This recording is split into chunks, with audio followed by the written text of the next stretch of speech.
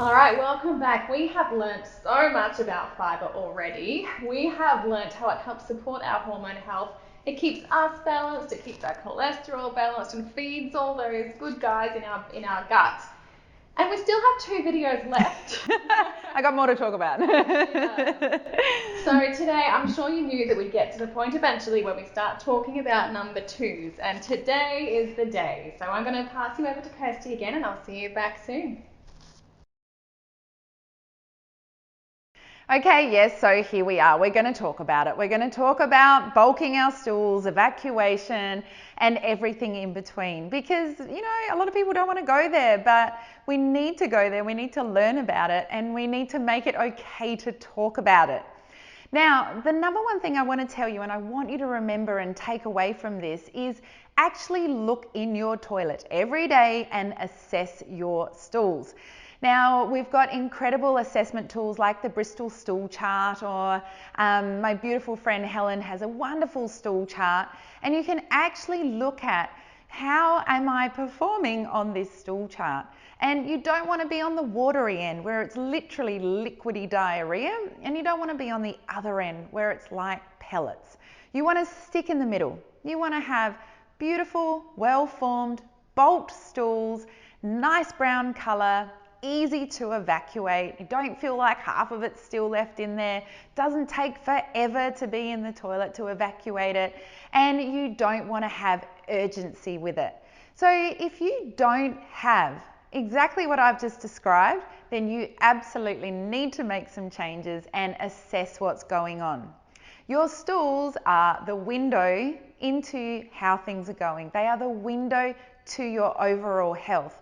And so you get to see it all the time. So really assess it, look at it, and take action if something's not going right.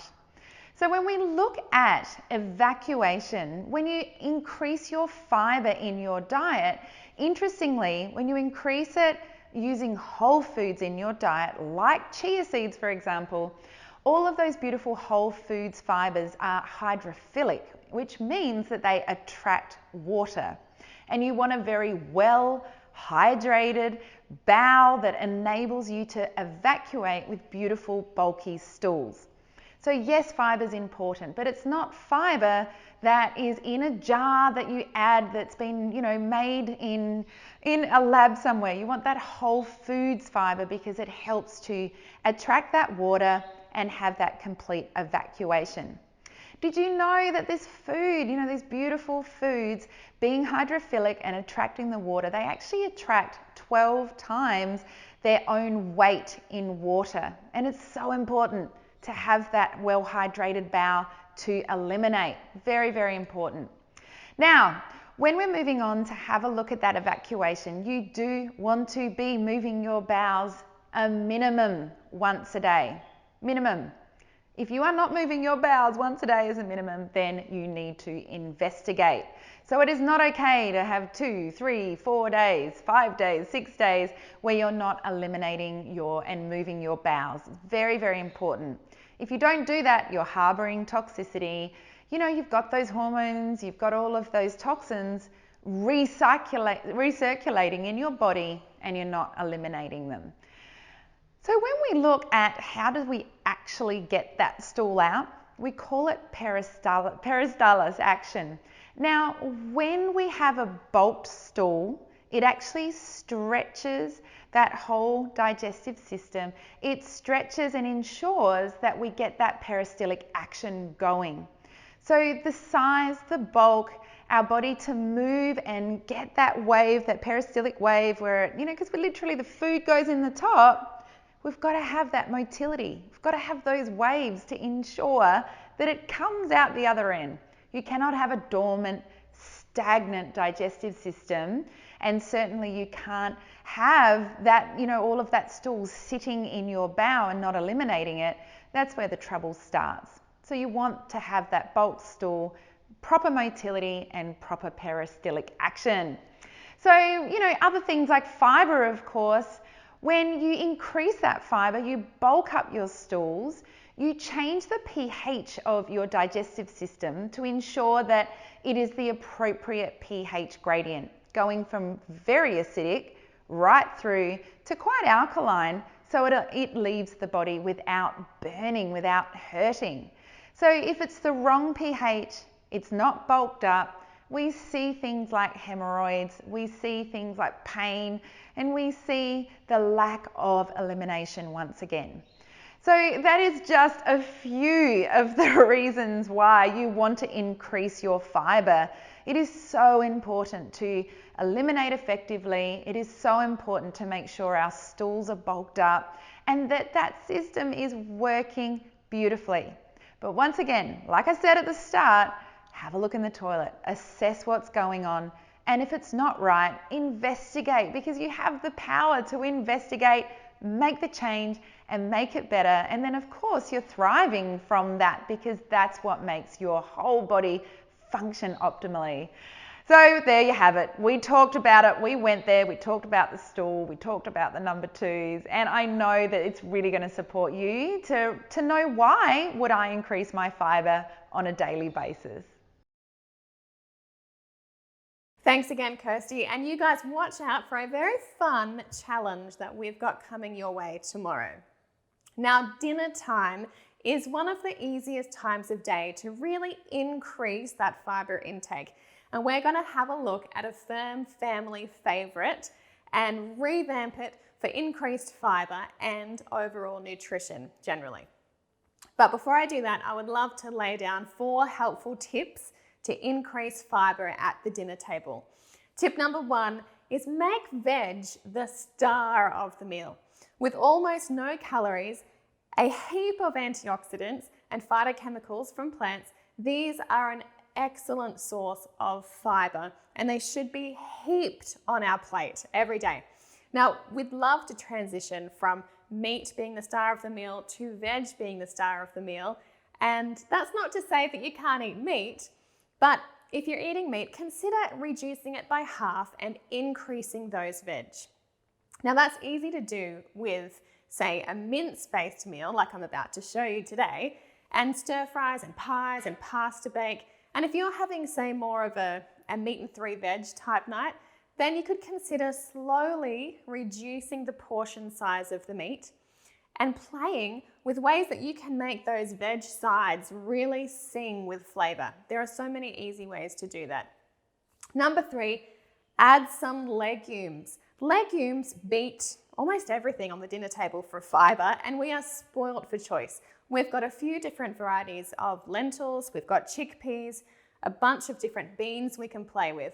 But if you've got fussy kids or adults who don't particularly like the texture of these types of legumes, then you can consider choosing ones that are more easily disguised. Say red lentil is the one that I use with my kids more often because it turns mushy and soft and just disappears into the meal without being detected. And the same goes for, say, butter beans. They get very soft and they can very easily mush into the meal without being detected. But if you want to use other varieties, consider blending them in the food processor first with a little water, and then you just pour them into the meal. I've done that so many times for a variety of things, particularly with black beans. Now, here's a little word about legumes. They really should be soaked first.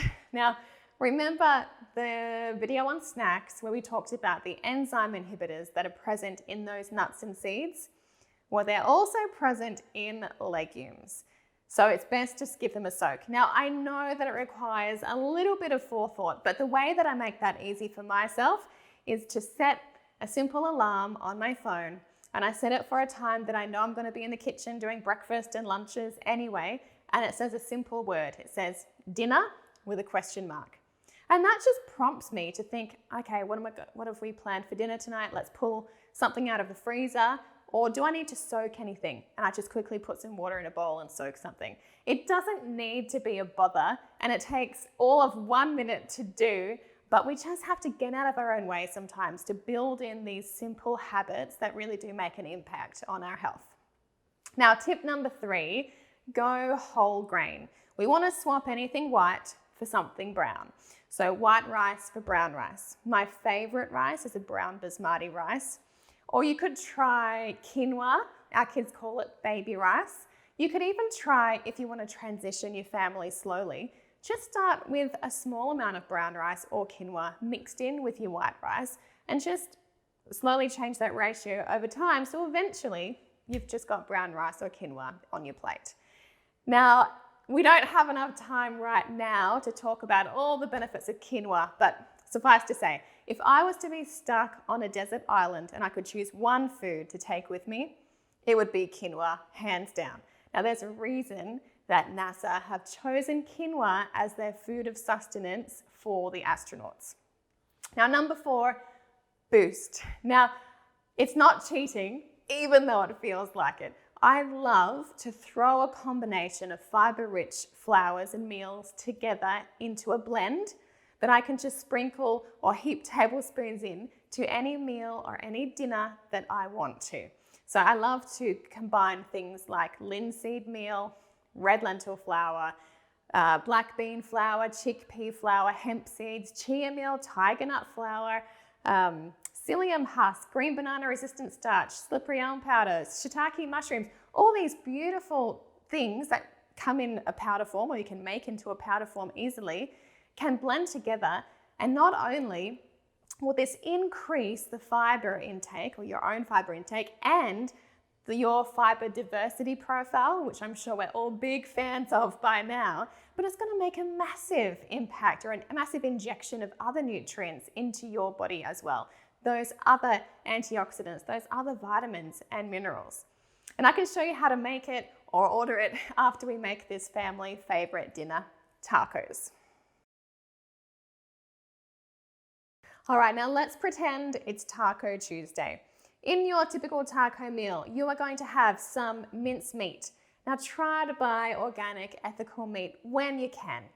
The animal products are one of the most important areas to prioritize your organic dollar in.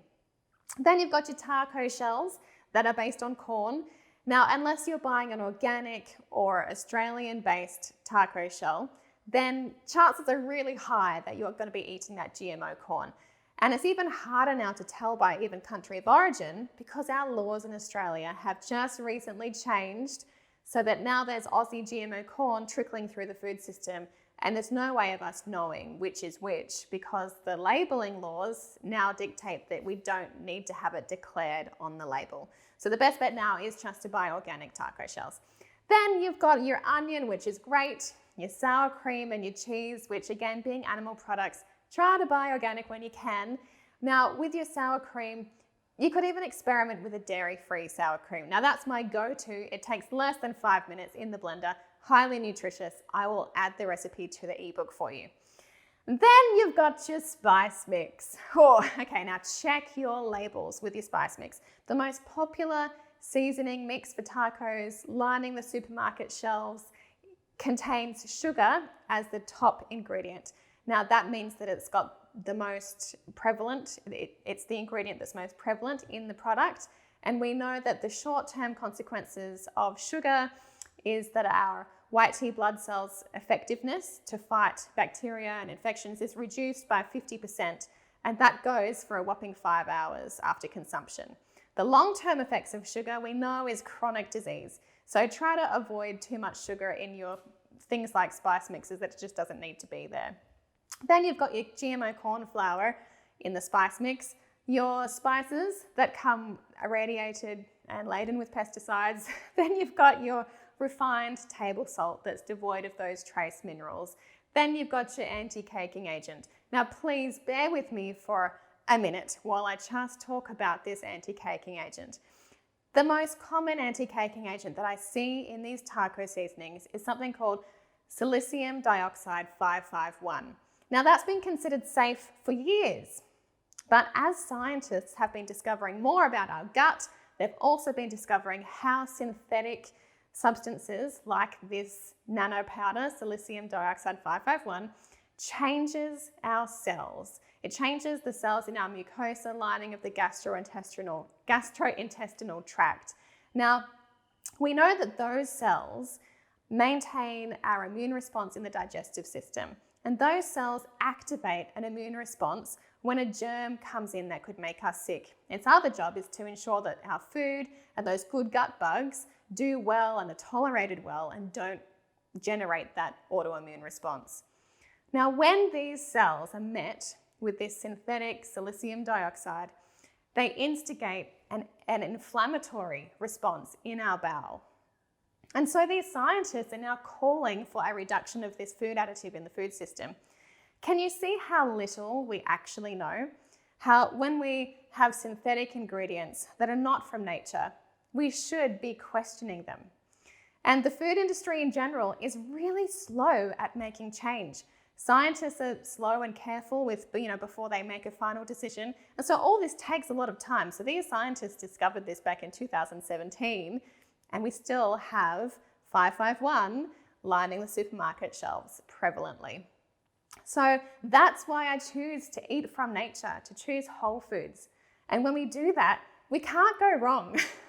Okay, now the other thing that we have with our tacos is salsa, the salsa jar. Now, that's got the GMO corn flour, it's got the cheap vinegar, which is too much of a big topic to go into right now, but suffice to say that the cheap vinegar is also made from a GMO corn. It has your cheap table salt, which again is devoid of those trace minerals. You've got your empty white processed sugar and something called citric acid. Citric acid, unless it's been made from citrus, which has not been the case in the thousands of specification sheets that our expert food panel have sifted through for years, unless it's made from that citrus, it's been grown on a black mold.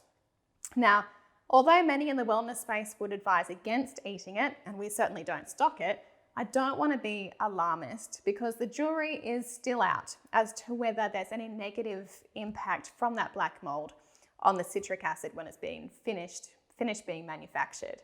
So we can make up our own minds about that. I tend to think that we should avoid it until we know more. Now, that's a whole lot of bad stuff and gunk in our food, and I don't say that to bring you down and to discourage you at all. I say that I guess I'm a whole food nerd, and I just can't help but shine a spotlight on the areas that we can make change, and it's well worth making change. So we are going to now revamp the typical Taco Tuesday meal, and when we do that, we are going to not only avoid all that stuff, but we're also going to have this influx of nutrition and, get this, 2.5 times the fibre intake as well. So check this out. All right, here we have our run-of-the-mill taco ingredients. You've got your meat, cheese, and sour cream, which we know don't have any fibre. Then you've got some corn, tomato, and lettuce, which I don't have on hand. They're all good choices, but look at what we can pump into this regular taco meal.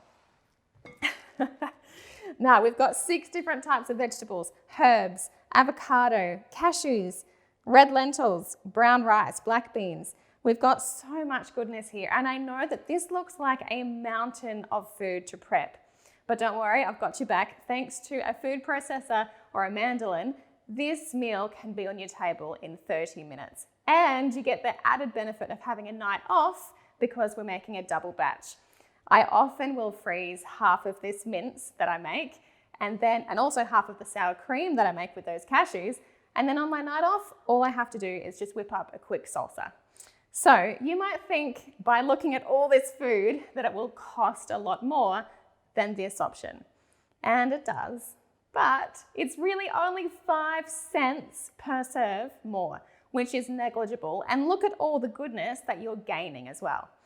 So with the fibre, it's 12 grams per serve. With this meal, 5.2.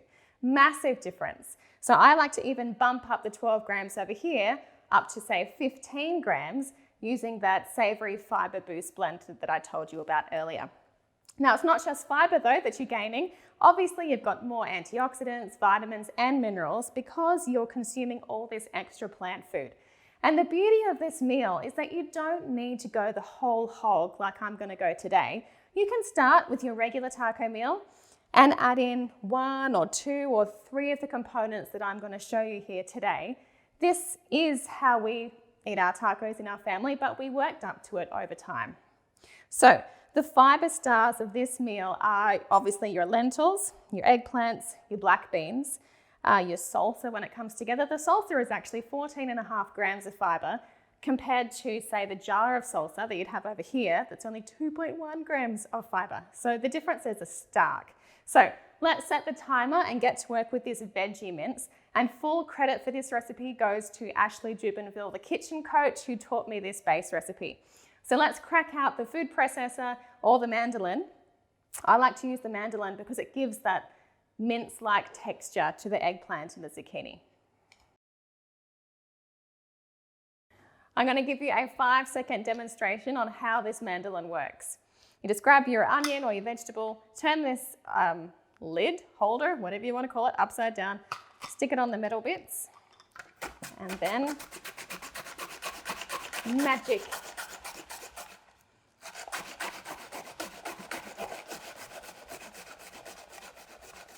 Voila.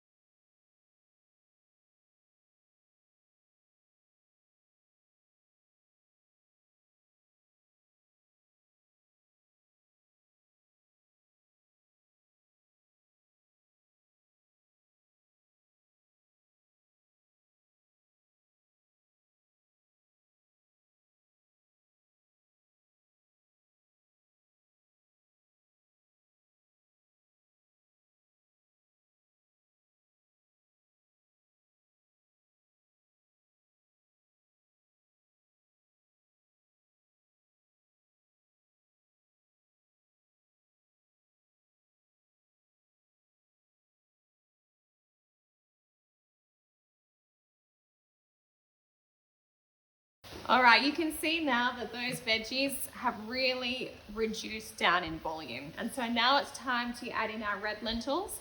Now, it's super easy just to pre-cook these in the saucepan while you're preparing the other things. Alternatively, you can keep some cooked and in portion sizes in the freezer or in the fridge. If you keep them in the freezer, they can last about 3 months. In the fridge, about a week. Alternatively, you can use tinned lentils.